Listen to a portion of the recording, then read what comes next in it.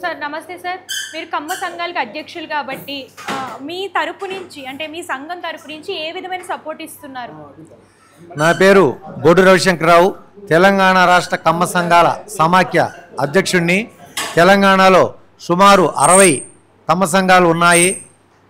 మరి ఈ ఎలక్షన్లో, రాబోయే ఎలక్షన్లో మా నాయకులు తుమ్మల నాగేశ్వరరావు గారి ఆదేశానుసారం సీఎం రేవంత్ రెడ్డి గారి కోరిక ప్రకారం ఈ జూబ్లీస్లో జరిగే బై ఎలక్షన్లో 45,000 కమ్మ సామాజిక ఓట్లు ఇక్కడ ఉన్నాయి. మరి మేమందరం కూడా కమ్మవారికి ఒకటే విజ్ఞప్తి చేస్తున్నాం, ఈ ఓట్లన్నీ కూడా నవీన్ యాదవ్ కాంగ్రెస్ పార్టీకే వేయవలసిందిగా కోరుచున్నాం.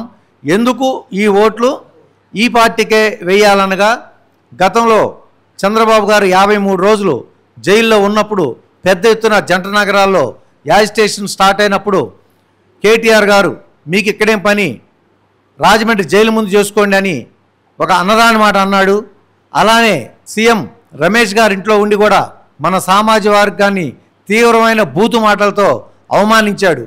మరి వీటన్నిటిని పురస్కరించుకొని మరి మన తడాకా కూడా చూపించవలసిన అవసరం చాలా ఉంది.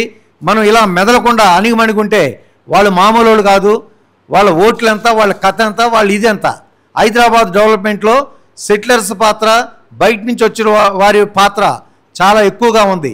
మరి ఇట్లా అవమానించుకుంటూ పోతే వాళ్ళు ఇంకా ఇట్లానే ఉంటారు. కాబట్టి ఈ ఎలక్షన్లో వాళ్ళకి తగిన బుద్ధి చెప్పాలంటే మన ఓట్లే కాదు, అందరు సెటిలర్ ఓట్లే కాదు, బీసీల ఓట్లే కాదు, మరియు దళితుల ఓట్లే కాదు, మరియు ముస్లిం మైనార్టీ సోదరుల ఓట్లు గారి గంప గుత్తాగా నవీన్ యాదవ్ గారికి వేసి అత్యధిక మెజార్టీతో గెలిపిస్తే వాళ్ళకి చెంప చెల్లుమనేటట్టు ఒక చెంప దెబ్బ కొట్టవలసిన ఆవశ్యకత ఎంతైనా ఉంది.